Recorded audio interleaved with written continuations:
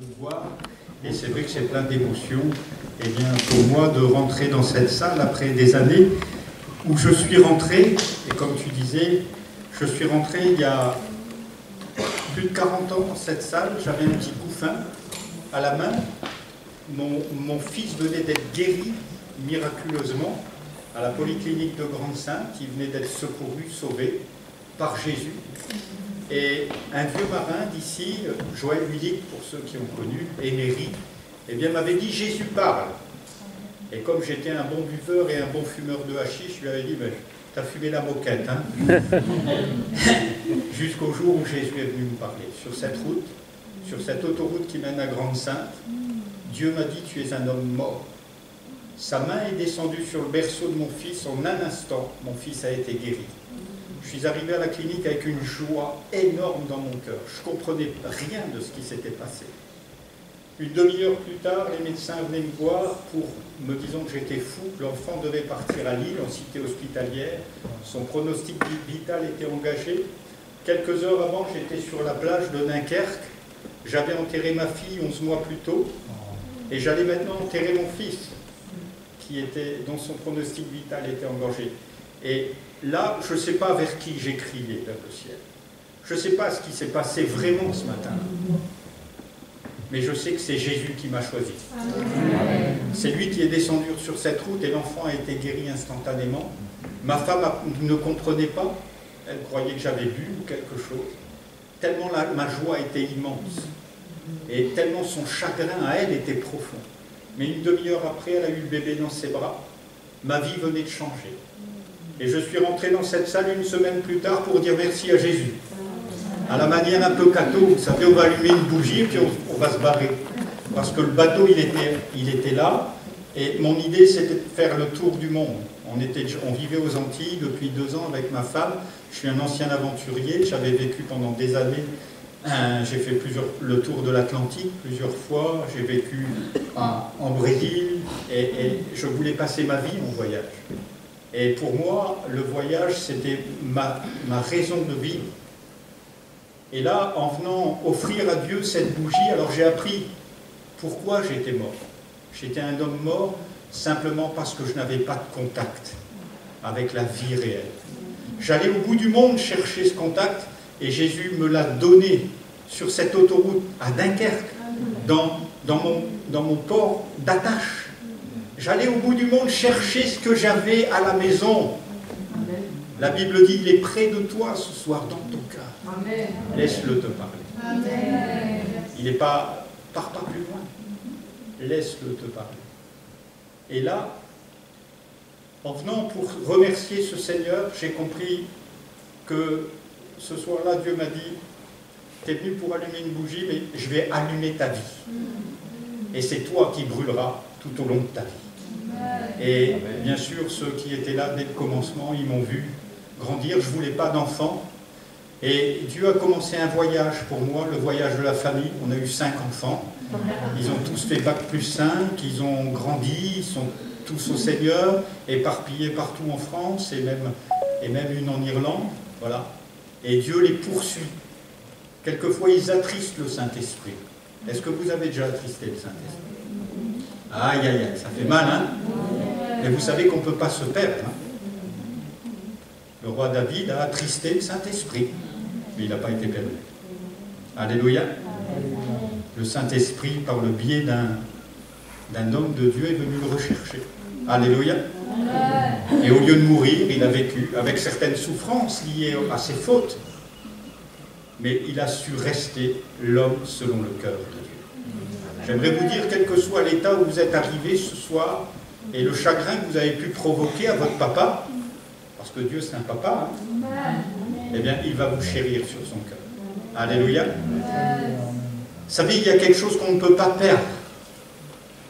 Pendant des années, j'ai quelquefois douté de mon salut. Ça vous est arrivé déjà?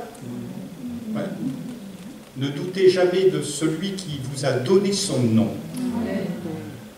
Celui qui vous a adopté. Celui qui vous a écrit sur ses mains et sur son côté. Celui qui vous a écrit dans l'état civil du ciel ne s'en repent jamais. Alléluia. quand bien même vous l'attristez, quand bien même vous quittez l'Église, quand bien même vous faites tout ce que vous voulez, vous êtes encore ses enfants. Alléluia. Quelle assurance au fond de mon cœur. Amen.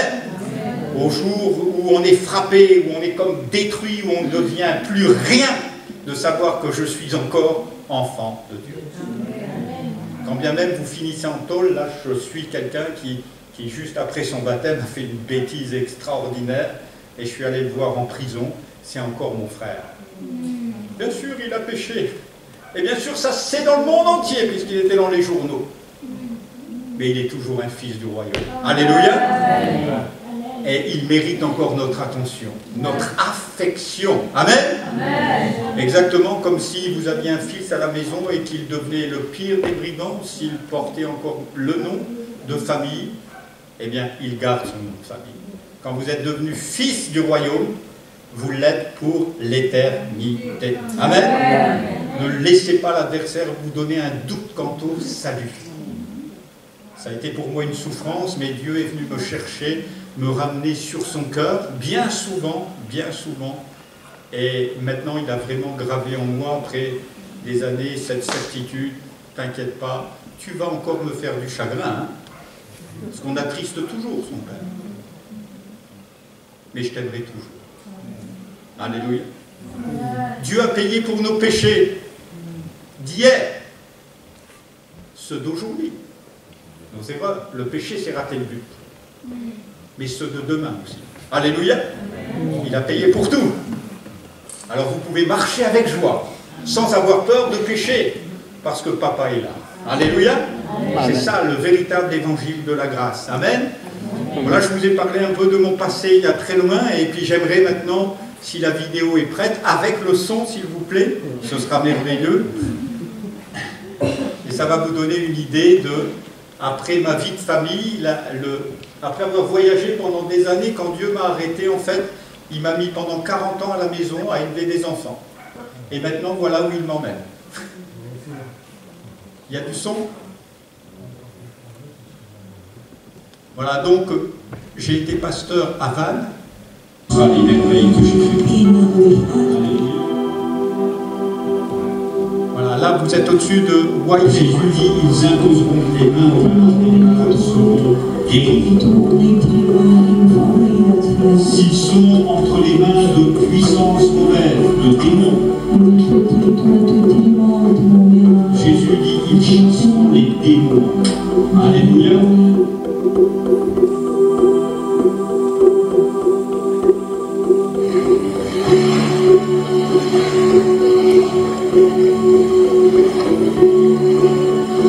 Les animaux viennent manger dans vos mains.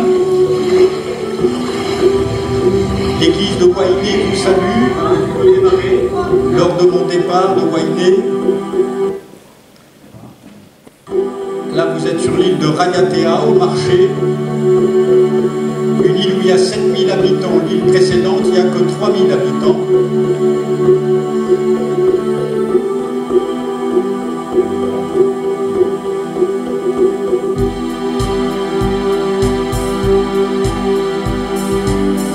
La baie de Cook est devant nous, je suis sur le bateau Roxane. Un mariage à Boruto, toute l'île est invitée, 3000 invités. Et là, c'est les restes du volcan.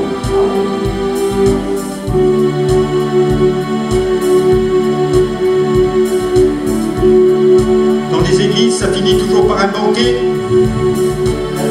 Que Christ a tout accompli.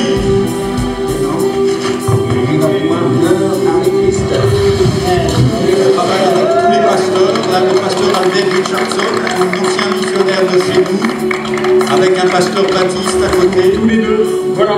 Pasteur Bombier avec le frère Cédric. Voilà, merci à notre Dieu. Merci Seigneur pour ce poisson.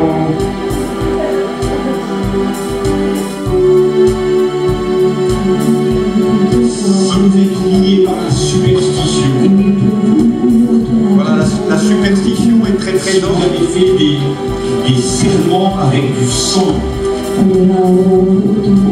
Jésus peut vous délivrer. Alléluia. avez marché sur le feu. Voilà nos frères et sœurs qui vous saluent. Alléluia. Et vous soyez délivrés des flammes de votre cœur. Et que vous puissiez vivre avec joie. Sois baptisé maintenant en Jésus-Christ, le sauveur de ta vie. Amen. Sœurs avec Christ. Et Jésus-Christ avec vous maintenant. Amen. Alors on va prier, c'est tout les attendre. Et on va demander au Seigneur que vous soyez guéris dans vos afflictions, de toutes vos peurs, et que vous puissiez venir pour décourager.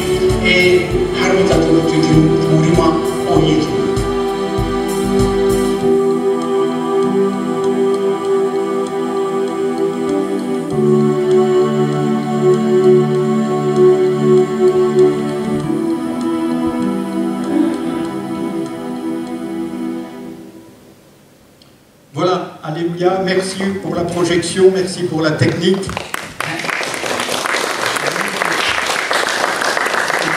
Ne vous y trompez pas, malgré les décors merveilleux, le taux de suicide le plus élevé entre les 15-25 ans. Et ce ne sont pas des appels au secours, c'est des suicides par pendaison. Les îles espèrent véritablement dans le salut de Jésus-Christ. Pourquoi cela? Parce que la vie sur une île, si elle vous paraît paradisiaque pour une semaine, pour un mois, quand vous y êtes pendant 5 ans, 10 ans, ça peut devenir un enfer. Parce que vous êtes seulement avec 2000, 3000 personnes. Certaines îles, il n'y a plus que 40 personnes ou 60 personnes, 80 personnes dans les Tuamotu. Il y a des îles où j'ai rencontré un jour 2 personnes qui étaient à l'hôpital et pour qui j'allais prier. Ils m'ont dit, tu sais, notre île, elle est formidable, 50% de la population est à Jésus. Je dis, c'est formidable, vous êtes combien? Elle a dit, on est 4. Et il y en a 2 à Jésus, ça fait 50%. Donc vous voyez un peu, c'est pas toujours facile la vie dans les îles. Alors c'est facile de passer, de voir les baleines, les requins, les poissons, d'aller à la pêche une journée avec eux, mais c'est autre chose que de vivre au quotidien et de travailler avec eux, d'aller dans les familles, de vivre avec eux, au milieu d'eux. Mais béni soit le Seigneur, qui après des années ici, pour certains, m'ont connu dans ma vie de famille, dans ma vie d'église ici, puisque j'ai commencé comme pasteur ici, j'ai commencé à prêcher sur cette estrade ici, et je bénis Dieu de ce qui me ramène ce soir pour vous parler des merveilles de Dieu. Il y a quelques mois en arrière, il y a 9 mois en arrière, j'étais un homme complètement détruit. Ma femme venait de mourir d'un cancer au poumon, on a vécu 40 ans ensemble, tout un voyage d'amour, de famille aussi, 5 enfants qui ont grandi, une petite qui a eu le cancer quand j'étais encore ici, Anne qui a eu un cancer, tout le monde s'est battu ici pour sa guérison, elle a été guérie, c'est une belle jeune femme qui vit maintenant en Irlande. Et après tout ce parcours, eh bien, arrivé à la retraite, j'avais dit à ma femme, on est quand même des anciens aventuriers, on va acheter un bateau et on part en Polynésie. J'y étais allé plusieurs fois, déjà en 2004, en 2012, et mon cœur est pour les îles. Sachant que je sais que sur les îles, quand on y est pendant plus d'un mois, ça peut devenir un enfer. Et je le sais, puisque je l'ai vécu déjà. Et donc, avec ma femme, on a acheté un superbe voilier. On était sur le point de partir quand elle a attrapé un cancer. Et ce cancer, bien sûr, l'a emportée dans un autre voyage, puisqu'elle est au ciel maintenant. Elle n'a plus de dentier, elle n'a plus de lunettes. Elle est merveilleuse, elle est rayonnante maintenant. Elle a atteint le but. Quelqu'un peut dire Amen, hein, parce que c'est notre finalité. Hein. Alléluia. Alors, si vous avez des ennuis avec des fausses dents ou des rotules qui ne marchent pas, sachez qu'au ciel, il n'y a plus de problème. Hein. Amen. Alléluia. Et que c'est notre destination, de toute façon. Amen. Souvent, les gens disent, on a peur. Encore cette semaine, je rencontrais des gens qui ont peur de mourir. Mais moi, je dis, la mort m'est un gain. Alléluia. Quand je finis la course, c'est que je la finisse debout et allant vers toi. C'est ça notre espérance et c'est ça notre vie en Jésus-Christ. Et une fois qu'elle est morte, pendant qu'elle mourait de son cancer, moi je faisais un infarctus en même temps. Donc tout s'effondrait, il y a de ça moins d'un an en arrière. Et je me suis dit, ben, maintenant tout est foutu. Tu n'as plus qu'à me reprendre, Seigneur. Et puis le tableau sera complet, on sera au ciel. C'est fini. Mais Dieu en a décidé autrement. Et puis après avoir vendu mon bateau, j'ai pris un billet d'avion pour Tahiti. Je me suis retrouvé en compagnie, on est là-bas 3 pasteurs veufs en fait. On s'est mis à travailler ensemble dans toutes les églises, toutes les dénominations. Ça ne nous intéresse pas ceci ou cela. Ce qui nous intéresse, c'est de prêcher le Christ. Et partout où on va, on prêche le même message de l'amour de Dieu pour tous ceux et celles qui croient en lui. Amen. Amen. Et je peux vous dire qu'on est nombreux. Alléluia. Amen. Alors on est quelquefois parcellés en petits morceaux, mais on est nombreux. Alléluia. Amen. Vous savez, c'est la plus belle entreprise et la plus grande entreprise mondialement connue, c'est l'Église de Jésus-Christ. Alors elle semble un peu comme ça, mais vous savez que c'est la prunelle des yeux de Dieu. Ouais, là, si vous saviez comme vous êtes beau ce soir. Vous êtes beau parce que Dieu vous considère comme saint, vous savez ça? Moi, ça fait des années maintenant, je ne suis pas un pécheur sauvé par grâce. Hein. Quand vous ouvrez la Bible, après, à partir des Actes des Apôtres, les apôtres ne s'adressent pas à des pécheurs sauvés, ils s'adressent à des saints. Alléluia. Amen. Et moi, tous les matins, quand je me rase, je dis, comment tu vas, Saint François? Ça peut vous paraître orgueilleux, mais c'est pour pas que j'oublie. Parce qu'on a tendance à oublier, à voir nos défauts. Et nous nous séduisons nous-mêmes, dit l'Écriture. Alors qu'il nous faut placer, alors, non pas dans l'orgueil, mais nous placer à la vraie place.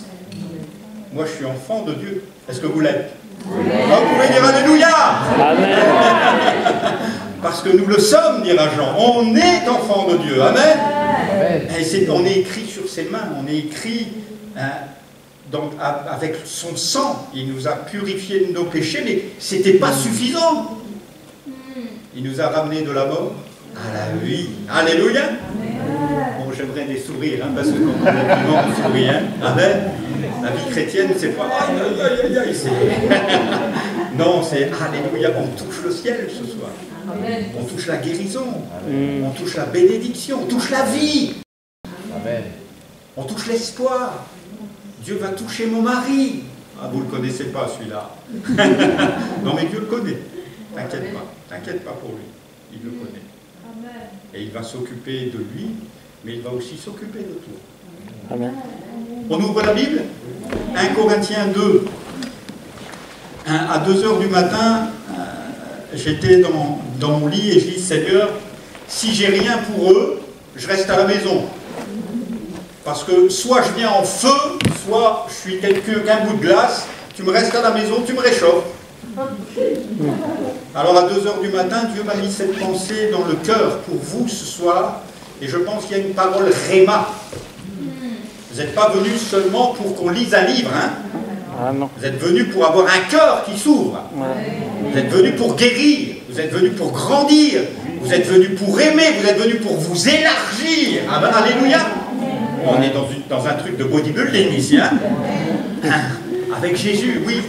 Dieu nous fait grandir. Il élargit nos cœurs. Et c'est ce que Paul dira. Élargissez vos cœurs. Amen. Il ne faut pas rester à l'étroit, il ne faut pas rester rabougri, il ne faut pas être aigri dans la vie. Et si c'est le cas, Dieu enlève l'aigreur. À la croix, il n'est pas mort dans l'aigreur, Jésus. Il est mort en nous libérant. Alléluia. De toute aigreur, de toute pensée obscure. Il nous a vraiment délivrés de toute cette humanité qui pèse quelquefois lourd sur nous. Alors on continue, hein. 1 Corinthiens 2, verset 6. Ayons la pensée de Christ ce soir. C'est une sagesse que nous prêchons parmi les parfaits, sagesse qui n'est pas de ce siècle, ni des chefs de ce siècle qui vont être anéantis. Nous prêchons la sagesse de Dieu, mystérieuse et cachée, que Dieu, avant les siècles, avait destinée pour notre gloire. Sagesse qu'aucun des chefs de ce siècle n'a connue, car s'ils l'eussent connue, ils n'auraient pas crucifié le Seigneur de gloire. Mais comme il est écrit, ce sont des choses que l'œil n'a pas vues, que l'oreille n'a pas entendues, et qui ne sont pas montées au cœur de l'homme, des choses que Dieu a préparées pour ceux qui l'aiment.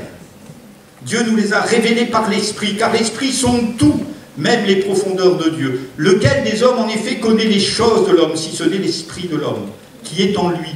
De même, personne ne connaît les choses de Dieu, si ce n'est l'Esprit de Dieu. Or, nous avons reçu l'Esprit du monde, mais l'Esprit qui vient de Dieu.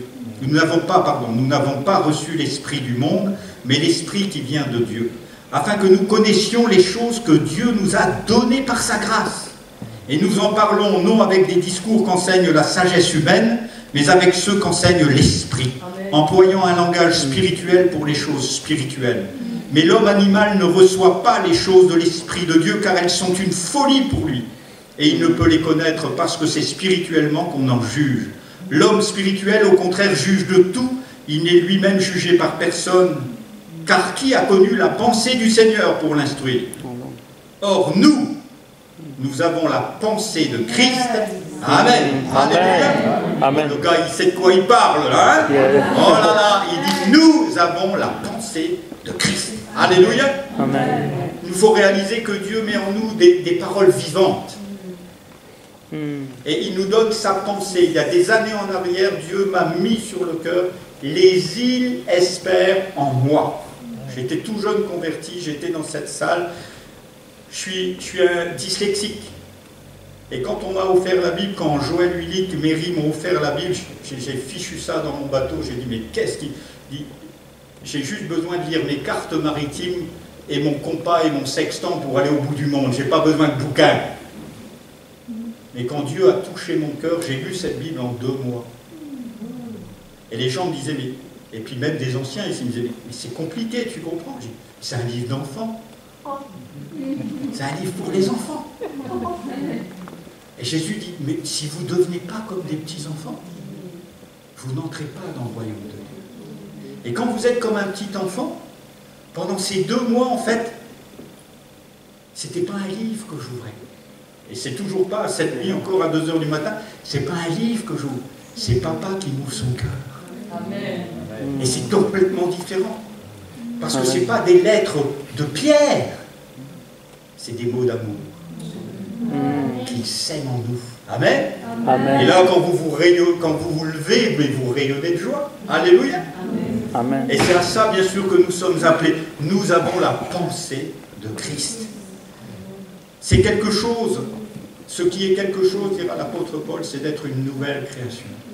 Alléluia. Et quand Dieu m'a touché sur cette autoroute, il y a des années en arrière, je ne réalisais pas, je n'ai pas réalisé. J'avais pas les mots. Quand M. Lormier, à l'époque, est venu me voir à la clinique avec ma femme, je lui ai dit, tout est accompli. Il me regardait, je n'avais pas lu la Bible, mais Dieu avait écrit en moi, c'est fait, tout est fait. Vous savez, quand vous allez à la maternité, que vous voyez un bébé, vous vous dites, oh, il est joli, il ressemble à papa ou à maman. Mais Dieu a tout mis déjà.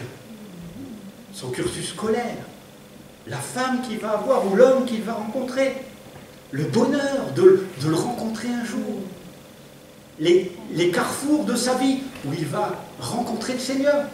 Peut-être va-t-il dire oui, peut-être va-t-il dire non. À 18 ans, pour la première fois, j'étais dans cette salle. Pendant des années, on a eu à la maison, mes parents ont eu à la maison une dame qui venait faire le nettoyage. Et cette femme venait dans cette église. J'étais un petit gamin, elle parlait de Jésus à la maison. Ça nous passait à côté, tout ça. Mais quand la nouvelle naissance prend place, là, vous êtes au carrefour de Dieu. Alléluia. Amen. Et là, vous êtes né de nouveau, une vie nouvelle jaillit. Et vous êtes comme un bébé, mais il y a tout déjà. Il y a le nouveau langage que vous allez avoir. Avant ma conversion, quand je parlais, c'était un vrai charretier, hein, un marin du port, avec tous les mots d'oiseaux, je les connaissais tous. Il n'y en a pas un qui manquait au vocabulaire, mais je les ai laissés dehors, hein, pour donner mon cœur à Jésus. Alléluia. Et c'est lui qui donne un nouveau langage. C'est lui qui donne une nouvelle version. Et c'est à ça que nous sommes appelés. Une révélation, et c'est la prédication. Bien sûr, pendant des années, je suis venu ici, et j'ai compris que c'est la prédication qui a changé ma vie. Des hommes inspirés, des hommes qui placent, qui envoient une parole. Vous savez, souvent je dis, le témoignage, c'est la flèche que Dieu a préparée. C'est vous qui la décochez. C'est ce que j'ai dit en donnant mon témoignage. Ça, c'est moi. Mais cette nuit, j'ai préparé quelque chose et j'ai dit, Seigneur, ça, c'est la flèche de ta parole. Alors, Seigneur, moi, je vais la balancer ce soir. Mais c'est toi qui touches les cœurs. Et ça ne me regarde pas, c'est ta parole. Alors, fais ton boulot, Seigneur. Moi, je fais le mien ce soir. Alléluia. Et vous pouvez l'accepter comme étant une parole qui vient de Dieu. Et qui va changer vos cœurs. La pensée de Christ, c'est la révélation de la sagesse de Dieu, premièrement. Amen. Parce que c'est ce qu'il dit, c'est une sagesse cachée. Ce n'est pas la sagesse de ce monde. Vous savez, on est en train de nous faire un tas de théories. Cette semaine, j'étais invité chez une dame. Ces deux garçons sont homosexuels, ils sont partis aux États-Unis chercher un bébé conçu pour eux. La sagesse du monde. Voilà. Mais nous connaissons la sagesse cachée de Dieu. Alléluia. Qui nous entraîne dans cette vie véritable. Et cette sagesse, eh bien, c'est le sommet de la grâce. C'est la croix. Amen. Où Jésus dit, tout est accompli. Vous savez, quand Dieu vous regarde, il voit des chefs-d'œuvre. Et ce n'est pas en péril. C'est des chefs-d'œuvre en finition. Tant qu'on est ici, on est en finition. Et le jour où on ferme nos yeux, Jésus dit, tétélestai. C'est fini. J'en ai fini, je prends mon chef-d'œuvre à la maison. Mais c'est le miracle de la croix. C'est réservé à ceux qui l'aiment. Est-ce que vous aimez Jésus? Amen. Est-ce que vous aimez Jésus? Amen. Amen. Pierre a dit à Jésus, je t'aime, Seigneur. Je t'aime, Seigneur. Ah, Pierre, tu m'aimes. Et le soir même, il a abandonné. Il m'est arrivé de laisser Jésus à un moment. Et Jésus vient toujours à notre rencontre. C'est la sagesse de nous. Alors, est-ce que tu m'aimes vraiment? Seigneur, tu sais toutes choses. Tu sais bien que mon amour est limité au tien, en fait. Parce que vous savez, si on lui dit « je t'aime », c'est parce qu'il nous a aimés le premier. Chaque fois qu'on dit un mot d'amour, c'est parce que lui l'a déjà aimé. Il nous a aimés le premier. Et malgré qu'il nous a aimés le premier, on a du mal quelquefois. Mais cette sagesse va nous faire grandir dans l'amour. Vous savez que tout va passer, hein? Les dons spirituels, les belles assemblées, ça va passer. On va bientôt aller au ciel, hein? On va laisser tout ça, pasteur. Ta belle salle, fini. Mais on sera aux noces ensemble, hein? Alléluia. À boire un vin nouveau. Alléluia. Quelle grâce extraordinaire. Et bien sûr, c'est cet amour qui conduit. Il nous a aimés le premier. Pourquoi faire? Pour nous faire échapper à nos lois. Vous savez que la loi est venue par Moïse. Et la grâce est venue par Jésus-Christ. La loi exige la justice de l'homme. Et si vous suivez la loi, vous êtes sous la malédiction. La loi exige de vous la justice. Tu ne commettras pas d'adultère, mais la loi ne vous donne pas la force pour surmonter l'adultère. Et tous, nous avons commis, et Jésus va prendre les choses en main en disant, mais tous, parce que déjà, si tu regardes une femme pour la convoiter, tu as déjà dans ton cœur. Jésus a sublimé la loi. La loi exige la justice de l'homme, mais la grâce pourvoit à la justice de l'homme. Amen. C'est la grâce qui pourvoit à la justice. Vous ne pouviez pas vous justifier vous-même. Et Jésus sur la croix a dit, celui-ci est juste. Alléluia. Il nous a justifiés. C'est cette révélation de la sagesse de Dieu. Nous avons la pensée de Christ quand nous avons la révélation de la sagesse de Dieu. Ce n'est pas par nos efforts, par nos mérites, par nos calculs, j'ai été pasteur pendant des années ici, on a calculé des trucs, on a essayé de faire des choses, on a fait les cours du disciple, et j'ai fait des choses, voilà, j'ai enseigné, j'ai fait des trucs, des machins, et je suis revenu depuis quelques années à l'esprit, non pas du disciple, mais de filiation. Parce que vous savez, les disciples du temps de Jésus, c'était formidable, et quand Jésus s'endormait, tout le monde s'endormait, et bon, Jésus avait ses disciples avec lui, mais les disciples juifs ils vont tous les matins, et j'ai été pasteur à Aix-les-Bains, où il y a les plus grandes yeshivas d'Europe. On prépare là tous les ministères juifs. Et tous les matins, les élèves arrivent à la yeshiva. Ils restent là toute la journée avec le professeur. Mais le soir, ils rentrent. Et vous croyez que Jésus veut faire des disciples et le soir vous dire tu rentres à la maison? Va souper avec ta femme. Jésus fait de nous ses fils et ses filles. Alléluia. C'est bien plus qu'un disciple. Vous savez, les disciples, ils arrivent, ils sont chez le maître, ils étudient la Bible, ils voient les choses. Mais les enfants, quand ils rentrent, ils disent « Maman, je vais au frigo. » « Oh tiens, maman, j'ai besoin de ta carte bleue. » Vous savez qu'en tant que fils, ce soir, on va aller retirer ensemble, hein, avec la carte bleue de papa, on va aller retirer la guérison, la délivrance pour ceux qui sont encore prisonniers, la joie. Alléluia. Est-ce que vous voulez retrouver la joie du salut, du premier amour, le feu? Amen. Amen. Comme si Jésus était votre fiancé là d'aujourd'hui. Amen. Amen. Et c'est ce que Dieu veut faire véritablement dans nos cœurs. C'est la révélation de cette sagesse, c'est la révélation de l'Esprit. La Bible dit dans le livre des Actes des Apôtres au chapitre 4, lorsqu'ils ont vu l'assurance de Pierre et Jean, qui étaient des hommes du peuple, ils ont dit mais ce sont des hommes de l'Esprit. D'où vient cette assurance ce soir, pasteur? Quand tu parles de guérison, d'où vient cette assurance? Mais parce que j'ai la carte bleue du papa. Alléluia. C'est pas la mienne. C'est pas ma flèche, c'est sa flèche.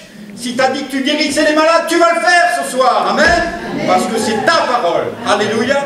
Et ta parole est la vérité. Amen. Et tu vas la faire fondre dans nos cœurs pour obtenir la guérison. Amen.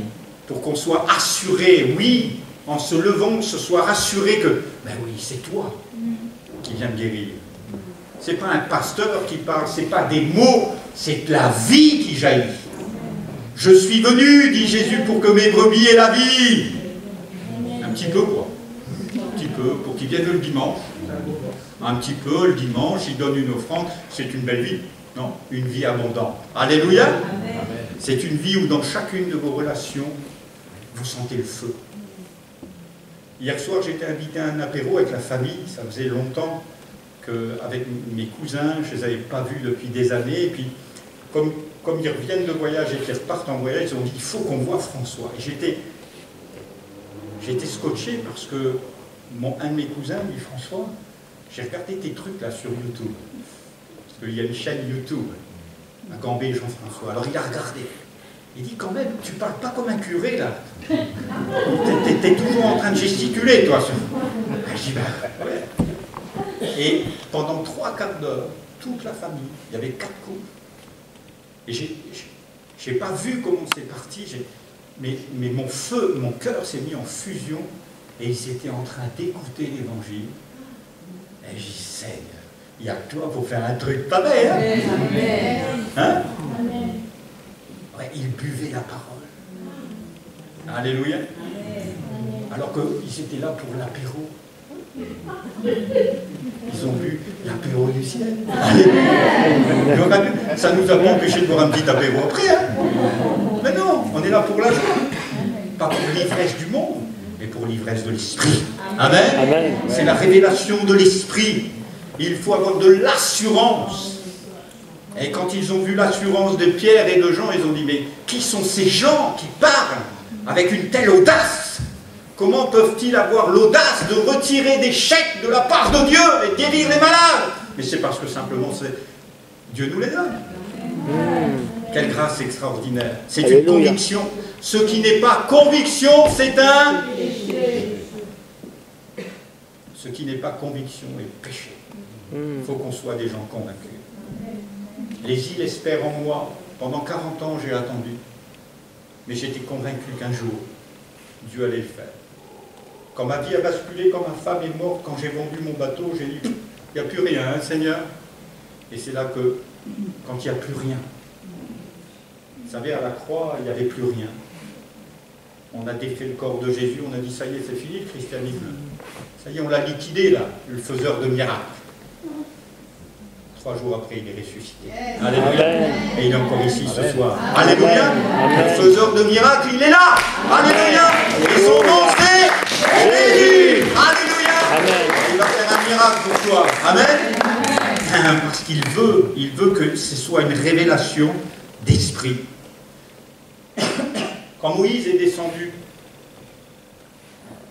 la première Pentecôte, Moïse descend, il a des tables de pierre à la main. Et le premier commandement, c'est « Tu adoreras le Seigneur ton Dieu de tout ton cœur, de toute ton âme, de tout. » Il est en train de descendre et déjà le peuple est en train d'idolâtrer un veau d'or. Le premier commandement, il n'a pas encore fini de descendre, le premier commandement, il est cramé.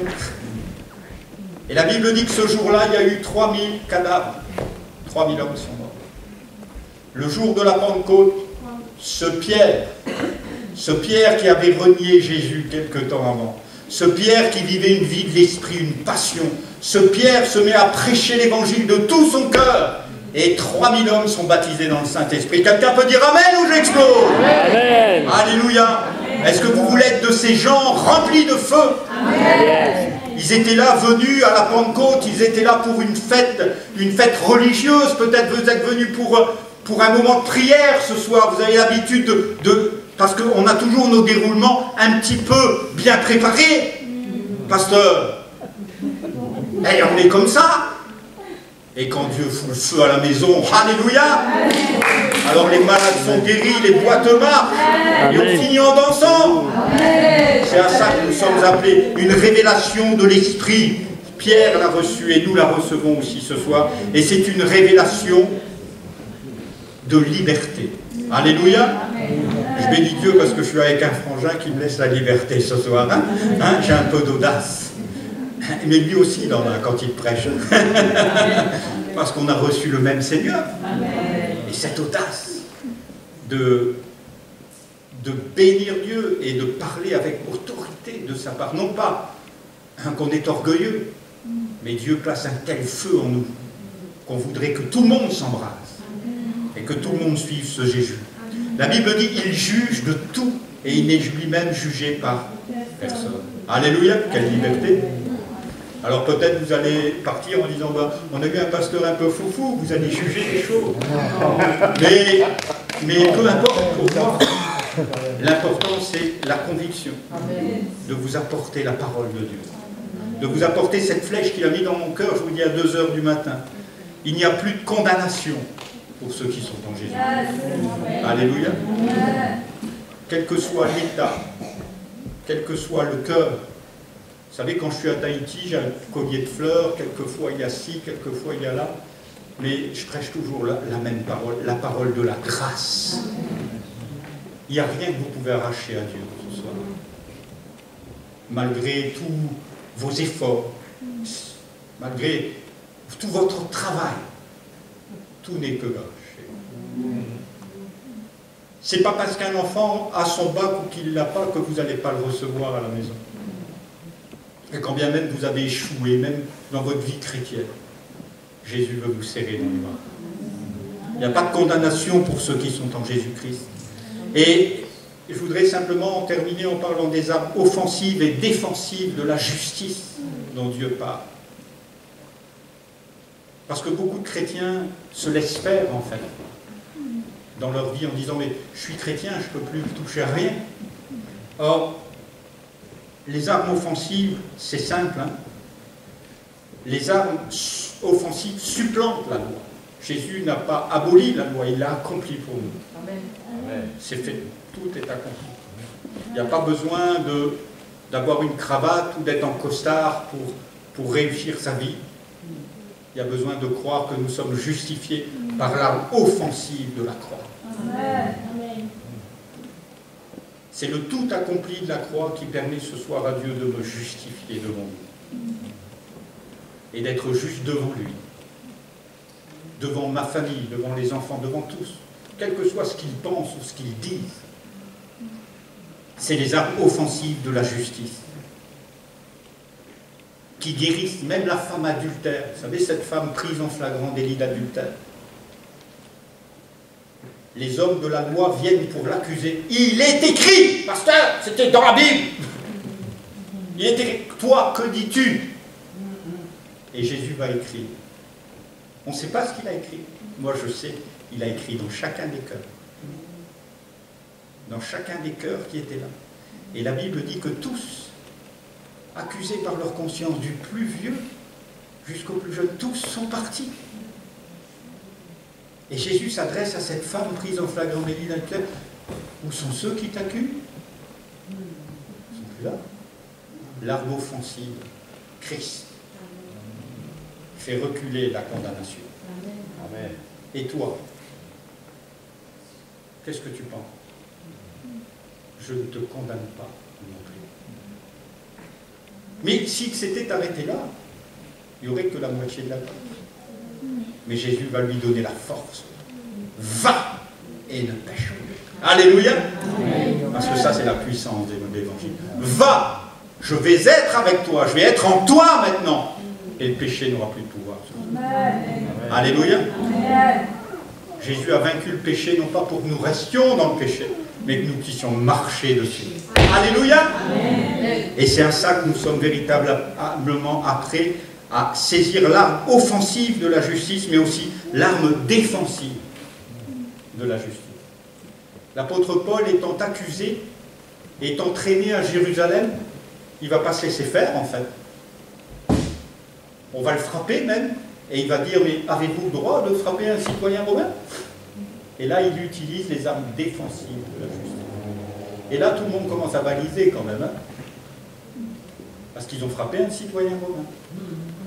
Un petit peu plus tard, lui-même, étant encore une fois à Jérusalem, emprisonné, il va dire, bon, on sait que tout est en train, toute cette justice humaine est en train de s'effondrer, il y a des magouilles partout, et on veut le liquider en fait. Et il dit, c'est bien, j'en appelle à César. Vous voyez, ça c'est l'arme défensive.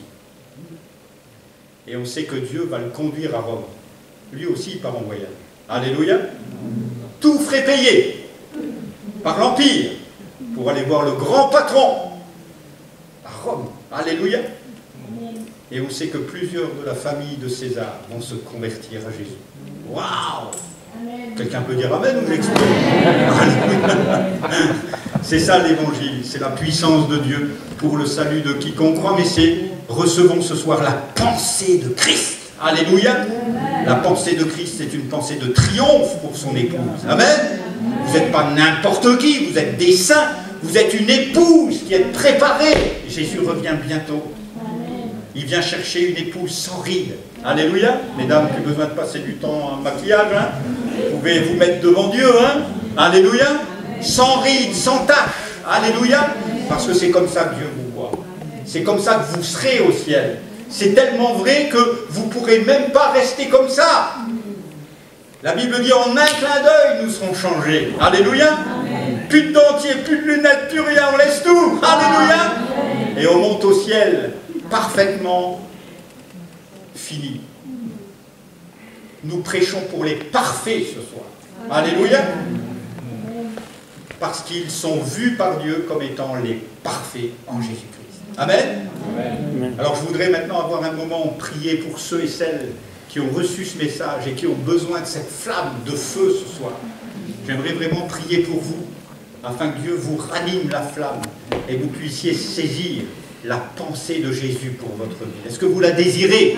Alors on va s'incliner dans la prière. Et ceux qui la désirent maintenant, vous désirez ardemment la pensée de Jésus pour votre vie. Alors il va la basculer, il va la transformer. Il va changer votre vie. Il va vous amener à plier le genou pour accepter sa pensée. Parce que tout dans nos cœurs s'oppose à la pensée de Christ. Nous, humainement, on ne veut pas cette pensée-là. On veut faire continuer notre petite vie chrétienne. On veut aller à l'église le dimanche, mais on ne veut pas trop d'embêtements. Mais nous voulons la pensée de Christ. Amen. Afin qu'il nous amène là où il le désire. Peut-être à se marier, alors qu'on dit non, pas pour moi. Peut-être à vivre quelque chose de nouveau, comme disait tout à l'heure le pasteur, à partir à Berck, à partir à Gravelines. Ah, Seigneur, acceptez la pensée de Christ dans votre vie. Ceux qui la désirent ardemment maintenant. Alors pendant qu'on est incliné, vous vous levez à votre place et vous dites, moi je veux ta pensée, Seigneur. Je veux cette pensée-là dans ma vie. Vous vous levez à votre place et je vais maintenant prier pour vous. Alléluia. Seigneur.